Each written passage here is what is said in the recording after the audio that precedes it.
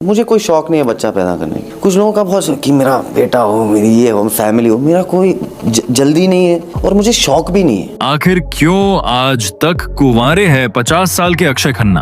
क्या गंजापन किसी सुपरस्टार का पूरा करियर खा सकता है? क्या ऐश्वर्या राय और करिश्मा कपूर जैसी दिग्गज अभिनेत्रियों के साथ नाम जुड़ने के बावजूद एक इंसान पूरी जिंदगी अकेले रहने का फैसला कर सकता है? और आखिर कैसे 11 बैक टू बैक फ्लॉप फिल्में देने वाला एक भुला दिया गया सितारा आज 2025 में इंडियन सिनेमा का ऑरा मैन और भारत का किलियन मर्फी बन गया है? दोस्तों, आज हम बॉलीवुड के उस सबसे रहस्यमयी और अंडररेटेड एक्टर की कहानी की परतें खोलने जा रहे हैं जिसने कभी स्टारडम के पीछे भागना छोड़ दिया था, लेकिन आज स्टारडम खुद उसके पीछे भाग रहा है। यह कहानी है विनोद खन्ना के बेटे अक्षय खन्ना की, जिसके पास न कोई पीआर एजेंसी है न सोशल मीडिया अकाउंट, लेकिन फिर भी क्यों आज हर जुबान पर उन्हीं का नाम है। अक्षय खन्ना की कहानी को समझने के लिए हमें उस दौर में जाना होगा जब उनके पिता विनोद खन्ना का स्टारडम 7वें आसमान पर था। 1975 में जब अक्षय का जन्म हुआ तो उन्हें चांदी का चम्मच तो मिला, लेकिन वो कांटों से भरा था। अक्षय का बचपन किसी फिल्मी ड्रामे से कम नहीं था। जब वो महज 5 साल के थे, उस उम्र में जब एक बच्चे को पिता के कंधे की सबसे ज्यादा जरूरत होती है, विनोद खन्ना ने सब कुछ छोड़ दिया। वो सेक्सी सन्यासी बन गए और ओशो यानी आचार्य रजनीश के पीछे पागल होकर अपना परिवार, अपना करियर और अपने बच्चों को मुंबई में छोड़कर अमेरिका के ओरेगोन चले गए। घर पर रह गई उनकी पहली पत्नी गीतांजलि और 2 छोटे बेटे अक्षय और राहुल। उस 5 साल के बच्चे के लिए यह समझना नामुमकिन था कि आखिर सन्यास किस बला का नाम है और क्यों उसके पिता ने उसे त्याग दिया। इसी दौरान विनोद और गीतांजलि का तलाक हुआ और विनोद खन्ना ने बाद में कविता से दूसरी शादी कर ली, जिनसे उन्हें 2 और बच्चे साक्षी और श्रद्धा हुए। इस पारिवारिक उथल पुथल और पिता की गैर मौजूदगी ने अक्षय के अंदर एक गहरा खालीपन भर दिया, जिसने उन्हें एक बहुत ही शांत, अंतर्मुखी और ओंड बॉल इंसान बना दिया। जब विनोद खन्ना वापस लौटे तो उन्हें अपने किए का पछतावा था या बेटे के करियर को बनाने की जिद, ये कहना मुश्किल है। लेकिन 90 के दशक में उन्होंने ठान लिया कि वो अक्षय को बॉलीवुड का सबसे बड़ा लॉन्च देंगे। फिल्म का नाम था हिमालय पुत्र, जो सिर्फ एक फिल्म नहीं बल्कि विनोद खन्ना का एक जुनूनी प्रोजेक्ट था। विनोद खन्ना की दीवानगी का आलम यह था कि वो इस फिल्म के लिए कोई आम चेहरा नहीं चाहते थे। किस्सा मशहूर है कि फिल्म की हीरोइन ढूंढने के लिए विनोद खन्ना ने भारत की लड़कियों को रिजेक्ट कर दिया था और लंदन पहुंच गए थे। वहां उन्होंने बाकायदा अखबारों में इश्तिहार दिया और सैकड़ों लड़कियों का ऑडिशन लिया। तब जाकर उन्हें अंजला जावेरी मिली। इतना पैसा, इतनी मेहनत और लंदन तक की दौड़ भाग, ये सब सिर्फ इसलिए था ताकि दुनिया देख सके कि विनोद खन्ना का बेटा आ रहा है। लेकिन कुदरत का खेल देखिए। रियल लाइफ में फिल्म की कहानी एक बेटे अभय द्वारा अपने खोए हुए पिता को ढूंढने की थी, जो असल जिंदगी में अक्षय के दर्द से डरावनी हद तक मिलती थी। 1997 में जब फिल्म रिलीज हुई तो उम्मीदों का यह हिमालय ताश के पत्तों की तरह ढह गया। फिल्म बॉक्स ऑफिस पर औंधे मुंह गिरी और अक्षय खन्ना का पहला ही कदम एक बड़ी विफलता बन गया। सन 1997 अक्षय खन्ना के लिए किसी विडंबना से कम नहीं था। एक तरफ उनके पिता की अरबों की लागत वाली हिमालय पुत्र बॉक्स ऑफिस पर दम तोड़ चुकी थी, लेकिन उसी साल कुछ ऐसा हुआ जिसने सबको चौंका दिया। जेपी दत्ता अपनी मल्टी स्टारर फिल्म बॉर्डर बना रहे थे। अंदर की खबर यह है कि जिस रोल सेकंड लेफ्टिनेंट धर्मवीर ने अक्षय को स्टार बनाया, उसे पहले सलमान खान, आमिर खान, अक्षय कुमार और यहाँ तक कि अजय देवगन ने ठुकरा दिया था। इन बड़े स्टार्स को लगा कि सनी देओल के सामने वो सिर्फ साइडकिक बनकर रह जाएंगे, लेकिन जो रोल इन दिग्गजों ने छोटा समझकर छोड़ा, वही अक्षय के लिए जैक बॉर्डर ब्लॉकबस्टर साबित हुई और जो अवार्ड उन्हें अपने पिता की फिल्म से नहीं मिला, वो इस मल्टी स्टारर फिल्म ने उन्हें दिला दिया। लेकिन बॉलीवुड इतनी आसानी से किसी को सिर पर नहीं बिठाता।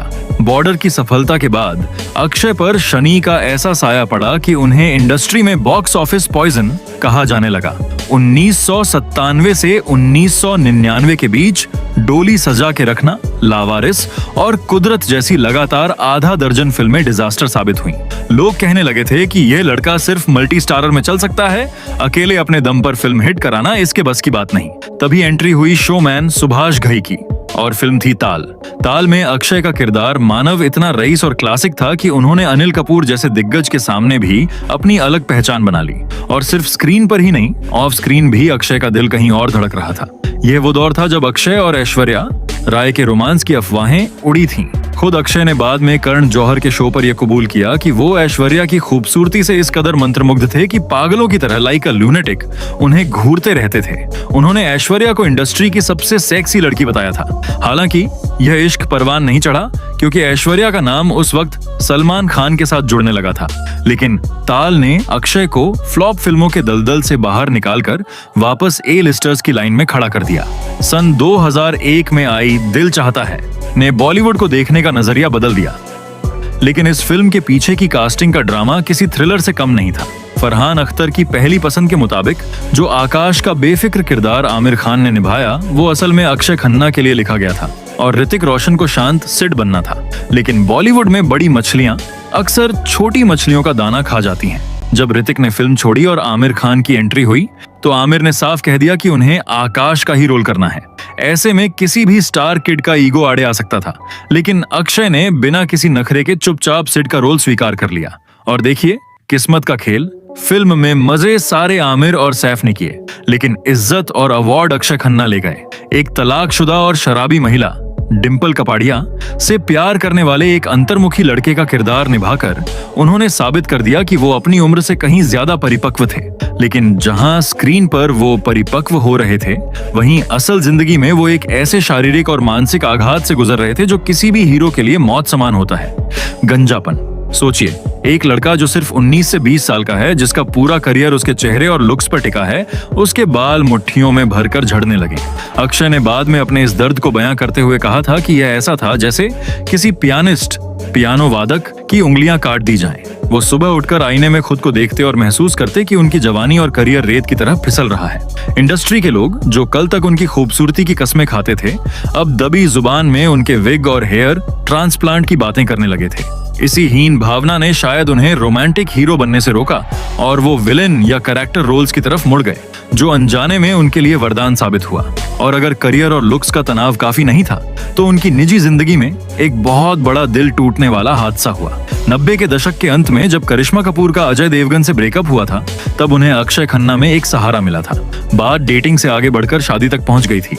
करिश्मा के पिता रणधीर कपूर को अक्षय बहुत पसंद थे और उन्होंने खुद विनोद खन्ना के घर रिश्ता भेजा था। दोनों खानदान तैयार थे, पत्रिकाएं छपने ही वाली थीं, लेकिन फिर एंट्री हुई विलन की। करिश्मा की मां बबीता उस वक्त करिश्मा के करियर की डोर अपने हाथ में रखती थी। उन्होंने देखा कि उनकी बेटी नंबर 1 हीरोइन है और अक्षय खन्ना की फिल्में लाइन से फ्लॉप हो रही हैं। एक क्रूर व्यावहारिक फैसला लेते हुए बबीता ने अपनी बेटी के सुरक्षित भविष्य के लिए प्यार की बलि से चढ़ा दी और यह रिश्ता हमेशा के लिए टूट गया। यह बॉलीवुड का वो कड़वा सच था जिसने अक्षय को यह सिखा दिया कि यहाँ इश्क भी बॉक्स ऑफिस कलेक्शन देखकर किया जाता है। बॉलीवुड में कहावत है कि यहाँ कोई किसी का सगा नहीं होता, और अक्षय खन्ना के साथ जो 2007 में हुआ वो इस कहावत का सबसे बड़ा सबूत है। ये किस्सा उनके करियर का सबसे बड़ा व्हाट इफ यानी क्या होता अगर वाला क्षण है। उस साल लेखक अमोल गुप्ते ने एक फिल्म लिखी थी, तारे जमीन पर। गुप्ते के दिमाग में डिसलेक्सिक बच्चे के संवेदनशील टीचर राम शंकर निकुंभ के रोल के लिए सिर्फ और सिर्फ अक्षय खन्ना का चेहरा था। अक्षय की दिल चाहता है वाली आर्टिस्टिक इमेज इस रोल के लिए एकदम फिट थी। अमोल गुप्ते आमिर खान के पास सिर्फ इसलिए गए थे ताकि वो उन्हें अक्षय खन्ना से मिलवा सकें या उनका नंबर दे सकें, लेकिन यहाँ एक ऐसा खेल खेला गया जिसे सुनकर आप दंग रह जाएंगे। आमिर खान, जो अक्षय के अच्छे दोस्त माने जाते थे, ने अमोल गुप्ते से कहा कि पहले मुझे स्क्रिप्ट सुनाओ। जैसे ही आमिर ने स्क्रिप्ट सुनी, उन्हें अंदाजा हो गया कि यह फिल्म इतिहास रचने वाली है। उन्होंने न सिर्फ फिल्म को प्रोड्यूस करने का फैसला किया, बल्कि वो रोल जो अक्षय के लिए लिखा गया था खुद ले लिया। सबसे हैरान करने वाली बात यह थी कि यह सब अक्षय की पीठ पीछे हुआ। जब तक अक्षय को भनक लगती, फिल्म की शूटिंग शुरू हो चुकी थी। बाद में खुद आमिर खान ने अक्षय से मुलाकात की और बिना किसी शर्मिंदगी के कबूल किया, अक्षय, मुझे स्क्रिप्ट इतनी पसंद आई कि मैंने अमोल को तुम्हारे पास आने ही नहीं दिया।